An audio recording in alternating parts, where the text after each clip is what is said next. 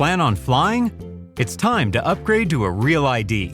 Because in order to board domestic flights, your driver's license or state-issued ID must be a real ID, or you'll need another acceptable form of identification. So don't wait. Find out how to get your real ID at tsa.gov/realid. That's tsa.gov/realid, or visit your local DMV. And then you'll be cleared for takeoff. Hey everybody, welcome back for another deep dive. Today we're looking into something that's probably right next to you right now. Oh, yeah. Your phone. Definitely. But specifically, we're going deep on the security of texting. Because the FBI just put out this warning about unencrypted SMS messaging. And honestly, it kind of freaked me out a little. Yeah. So it is a little unnerving when you start to think about it. I think so. Yeah. So we wanted to break it down for everyone and figure out, what the FBI is actually worried about and what we can all do to, make sure our information is secure. Yeah. Well, I mean, it's kind of ironic, right? Because most people think of texting as a secure way to communicate. Like, it's private. You're just sending it to one person. Yeah, for sure. Okay. I mean, I was definitely in that camp until I read this warning. And then I started thinking about all the stuff I sent through text. Right. Like bank confirmations and all sorts of things. Passwords. Even sometimes people send passwords through text messages. Oh, gosh, I know. Which is scary. Yeah. So, okay, let's back up for a second and explain what unencrypted SMS messaging actually means. Okay. So basically, imagine you're sending a postcard. Okay. Right? You write your message on there, you stick a stamp on it, and you send it off. Right. Anyone who handles that postcard along the way can read what you wrote. Ooh. The postal worker, the person sorting the mail, even someone walking by your mailbox. Oh, gosh. That's essentially what's happening with unencrypted SMS. So it's like sending a private message on a billboard. Pretty much. Yeah. Your information is just out there for anyone to see if they know how to look. And that anyone is hackers. Right. Yeah, hackers are always looking for vulnerabilities, and this is a big one. Okay, so how do we protect ourselves? Well, the good news is there's a solution. Okay. It's like switching from postcards to sealed envelopes. Okay, I like that. Encrypted messaging apps are the way to go. Encrypted messaging apps? Yeah, things like Signal and WhatsApp. Oh, yeah, I've heard of those. They use end-to-end encryption. End-to-end encryption. So it's like that sealed envelope, only the person with the key can open it and read the message. And that key is only on the sender and receiver's device. Exactly. Even the company that runs the app can't see what you're sending. Wow. So it's way more secure than just like logging into my bank account. Right, because your bank's website is probably encrypted too, but that just protects your data while it's traveling between your device and their server. So it's not end-to-end. Right. With end-to-end, the data is encrypted on your device, sent in encrypted form, and only decrypted when it reaches the other person's device. So it's like a secret language only the two people talking can understand.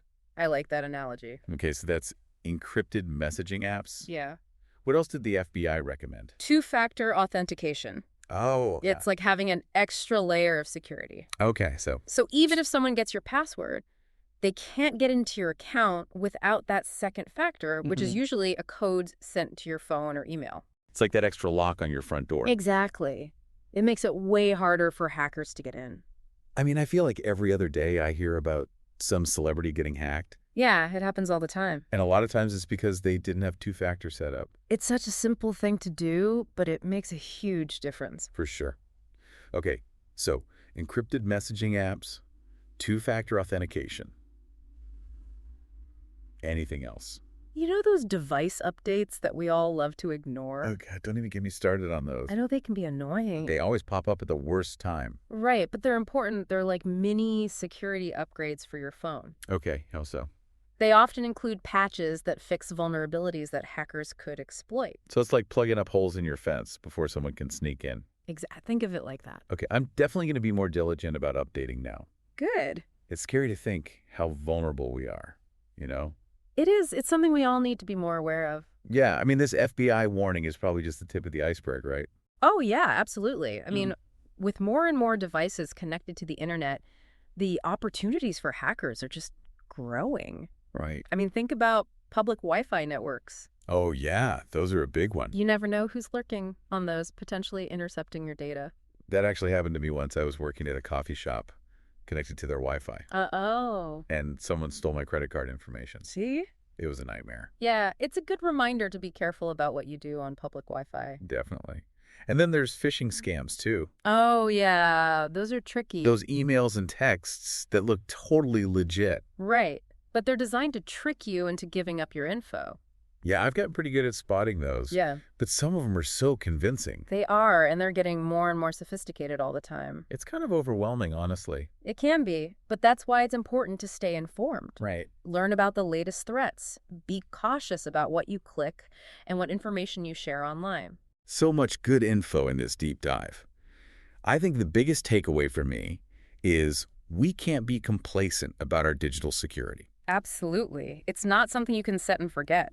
Right. You have to be proactive. So for those of you listening, think about what steps you can take to make your digital life a little safer. Yeah, even small changes can make a big difference. Exactly. Maybe it's enabling two-factor authentication. That's a great first step. Or trying out one of those encrypted messaging apps. Yep.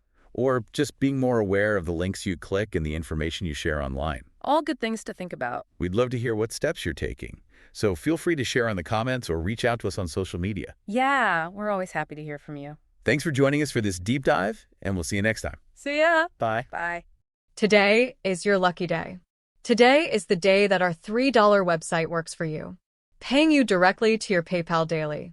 Imagine $3 ongoing continuous payments to your PayPal account. Imagine falling asleep and waking up to $300 in your PayPal account. How would this make you feel? How could this help you? What bills could you pay? What kind of fun could you have? What does that retirement look like now?